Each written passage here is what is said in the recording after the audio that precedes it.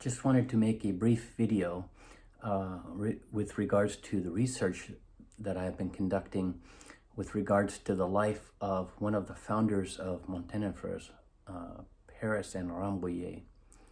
And this is Abram-Henry Montandon, and a very interesting article, a brief article in the magazine.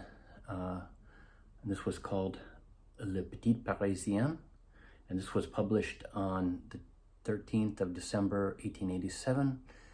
And this is, we're speaking of the last earthly footsteps. We're tracing the last footsteps of this Abram-Henry, one of the founders of Montandon Frères Paris. And this is fascinating. This article gives us his last moments on earth. We are told yesterday around 2 o'clock in the afternoon, an elderly man decorated with the Legion of Honor was being transported to the Lalliard pharmacy on Boulevard des Filles du Calvaire by some young workers who had just found him on the sidewalk of Amelot Street.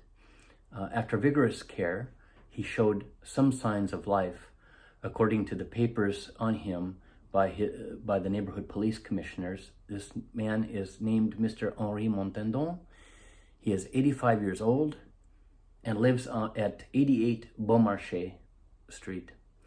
He was taken by car to this address. The unfortunate man died of a stroke immediately after his arrival. So this is very fascinating.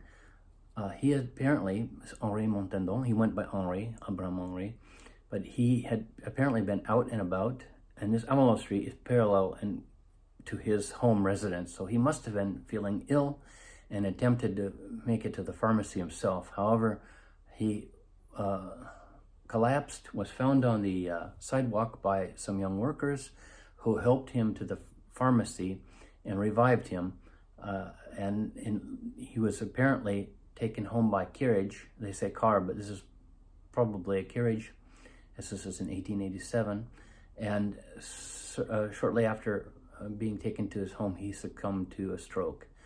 But this is really interesting now. Clearly, these individuals would have known that this was a celebrated person.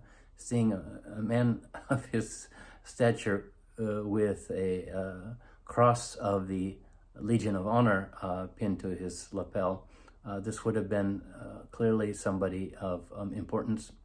And indeed, he was knighted by the government for his contributions to French industry. As these brothers, he was one of the founding brothers of this company that became the largest spring watch, clock, and other, indeed for cameras, toys, etc., irrigators, spring manufacturer in all of France.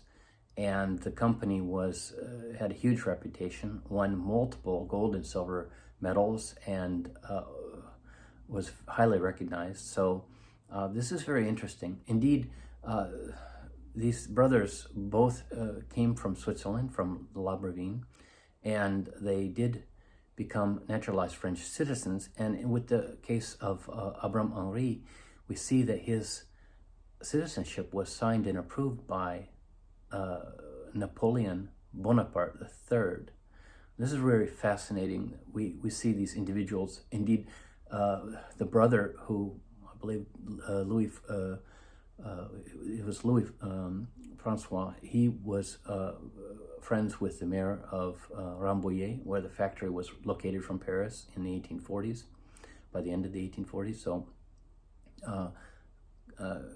clearly the factory itself by 1878 rather, was already being operated by Henri's son. This is Alfred Montandon. Now,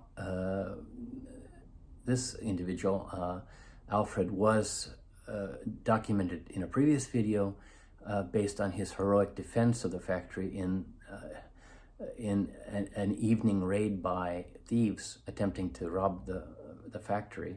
This is quite a fascinating story, but yet, once again, we have this interesting story about the last hours of his father, Henry Montandon in Paris. But we are sure that this is the same individual.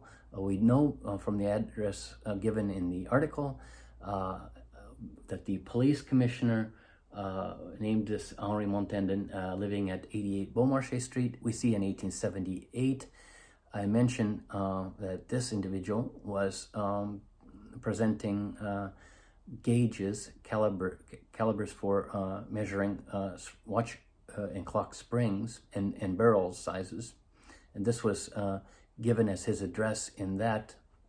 This was the senior Montandon who was presenting these at the exposition, the Paris exposition. And in the very same exhibition, we see that the son is listed at Rambouillet. Now, after the death of the father, he would relocate to Paris, but simultaneously, the son did have sales of equipment both in Paris, and he was overseeing the Rambouillet factory until at least 1887 from that location. So this is just a little bit of a historical tracing the last footsteps of this individual who was incredible. They were able to establish this enterprise, which became world famous and certainly was an important part of their community. And they were recognized. Both brothers received the Legion of Honor for this achievement. So this is just a little bit of a note for the record, and I thank you for your attention. Bye-bye.